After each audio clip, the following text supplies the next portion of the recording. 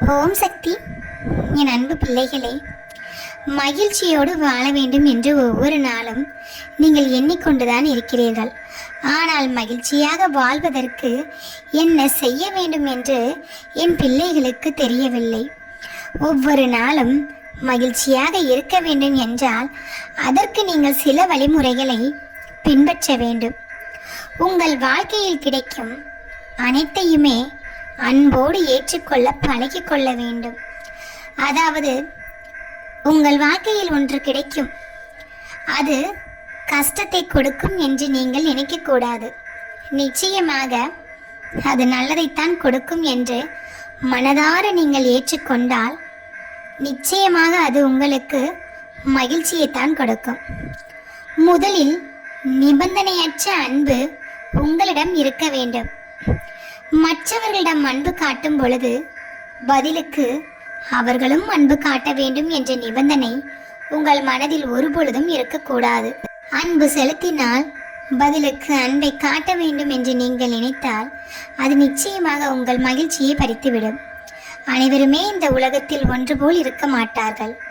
நீங்கள் அன்பை கொடுத்தால் அவர்களும் பதிலுக்கு அன்பை கொடுக்க வேண்டும் என்று நினைத்தால் உங்கள் மகிழ்ச்சி எங்கே பறிபோய்விடும். நிச்சயமாக பதிலுக்கு வெறுப்பு கொடுத்தால் கூட அதை ஏற்றுக்கொள்ளும் மனப்பக்குவத்தை நீங்கள் வளர்த்து கொள்ள வேண்டும். யாரையும் குறை கூறவே கூடாது. குறை என்பது அனைவரிடமுமே இருக்கும். நீங்கள் அந்த குறையை மற்றவர்களிடம் சொல்ல வேண்டும் என்று நினைக்கும் பொழுது உங்கள் மனபாரம் குறைந்துவிடும் என்று எண்ணுகிறீர்கள். நிச்சயமாக அப்படி ஒருபோதும் செய்யாதீர்கள். குறை இல்லாத மனிதன் இந்த உலகத்தில் யாருமே இல்லை. அனைவரிடமே குறை இருக்கும். உங்களிடமும் ஒரு குறை இருக்கத்தான் செய்யும். அதனால் யாரை பற்றியும் குறை கூறாமல் இருங்கள். உங்களிடம் வரும் துன்பத்தில் உங்கள் பெரும் மகிழ்வு அடங்கியுள்ளது என்பதை உணர வேண்டும். துன்பம் வருகிறதே என்று துன்பத்தைக் கண்டு அஞ்சக்கூடாது.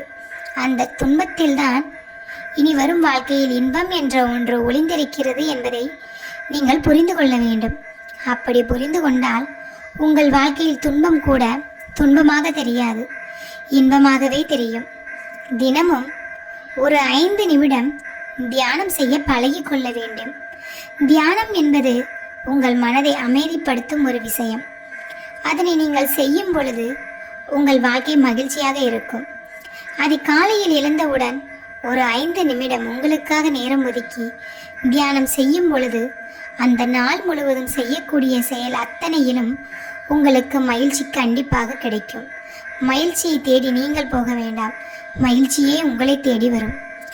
எது நடந்ததோ அது நன்றாகவே நடந்தது என்று நீங்கள் அதனை நினைத்து சந்தோஷமாக இருக்க வேண்டும்.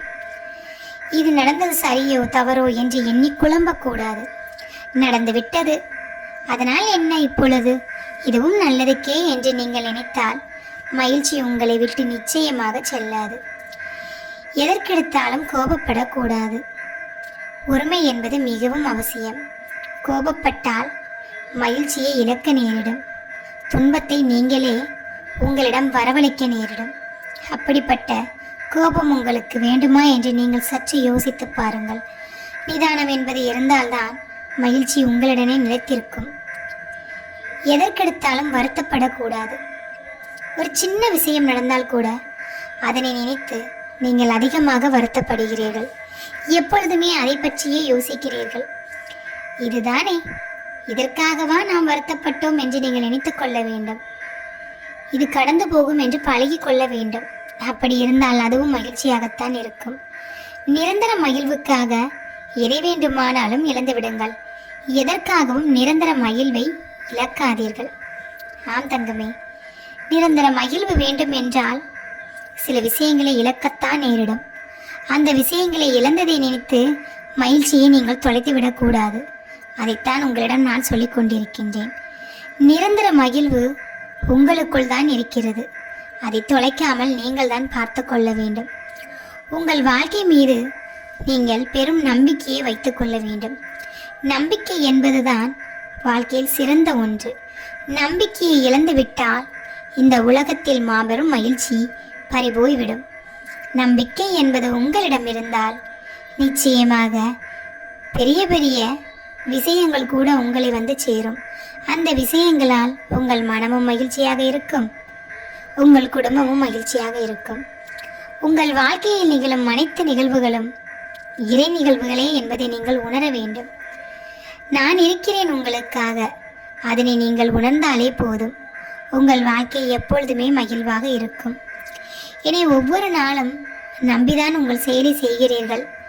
ஆனால் ஒரு செயலில் தோல்வி என்ற ஒன்று வரும் பொழுது அந்த கணம் என் மீது உள்ள நம்பிக்கையை இழந்து விடுகிறீர்கள். அப்பொழுதே நீங்கள் தோற்றுவிட்டதற்கு சமம். ஒரு சறுக்கல் வருகிறது என்றால் அது நிரந்தரமாக இருக்காது. நிச்சயமாக அதிலிருந்து நான் வெளியே வருவதற்கு என் அம்மா ஒரு வழியை எனக்காக உருவாக்கி தருவார்கள். அந்த வழியை நான் பயன்படுத்தி கொண்டால் வாய்ப்புகள் நிச்சயமாக என் வாழ்க்கையில் கதவை தட்டும். அந்த வாய்ப்புகளை நான் பயன்படுத்தி கொண்டால் என் வாழ்வு மகிழ்வாக இருக்கும் என்று நீங்கள் தான் எண்ண வேண்டும். அதை விட்டுவிட்டு எப்பொழுதுமே என் வாழ்க்கை இப்படியே கடந்து போயிருந்தால் நான் சோகத்தில் நொந்து ஒரு மூலையில் உட்கார வேண்டியதுதான் அம்மா. நான் உங்களிடம் காலையில் வேண்டிதான் என் வேலையை செய்தேன். ஆனால் நீங்களோ என் வேலையை தோல்வியடைய வைத்து விட்டீர்கள். இது உங்களுக்கே நியாயமா? ஒவ்வொரு நாளும் உங்களை நம்பி வணங்கியதற்கு எனக்கு பரிசா என்று என்னிடம் வந்து கடிந்து கொள்கிறாய். தங்கமே, சில விஷயங்களில் தோல்விகள் என்பது வருவது நல்லதுக்குத்தான் என்று பலமுறை உன்னிடம் நான் சொல்லிவிட்டேன். தோல்வியைக் கண்டு நீ துவண்டு போகாதே. தோல்வி என்பது வெற்றியின் படிக்கட்டுதான். பலமுறை சொல்லிவிட்டேன். நீ தோல்வியடைந்தால் அதற்கும் ஒரு காரணம் நிச்சயமாக நான் வைத்திருப்பேன். இதைவிட உயரமான இடத்திற்கு நீ செல்வதற்குத்தான் இந்த தோல்வியை நீ அடைந்துள்ளாய் என்று உன் மனதை திடப்படுத்திக்கொள். உன் வாழ்வை மகிழ்ச்சியாக நான் மாற்றுகிறேன். உன் வாழ்வு மகிழ்ச்சியாக வாழ வேண்டும், நீ மகிழ்ச்சியாக இருக்க வேண்டும் என்று நினைத்தால் நான் சொல்லும் வழிமுறைகளை உன் வாழ்க்கையில் நீ பின்பற்றி செல். அதுதான் உன் வாழ்க்கை மகிழ்ச்சியாக இருப்பதற்கு ஒரே ஒரு வழியாக இருக்கும் பிள்ளையே. எது நினைத்தும் எதற்காகவும் கவலைப்படாதே. வீணாக உன் நேரத்தை நீயே வீணடித்துக் கொள்ளாதே. நேரம் பொன் போன்றது. அந்த நேரத்தை நீதான் நல்ல நேரமாக மாற்றிக்கொள்ள வேண்டும். நல்ல நேரமாக மாற்றிக்கொண்டால் இந்த உலகத்திலே நீ வெற்றியாளராக இருக்க முடியும். நான் சொல்வதை பயன்படுத்திக்கொள். உன் வாழ்க்கையில் முன்னேறிச் செல். நல்லதே நடக்கும் உன் வாழ்க்கையில் எல்லாமே.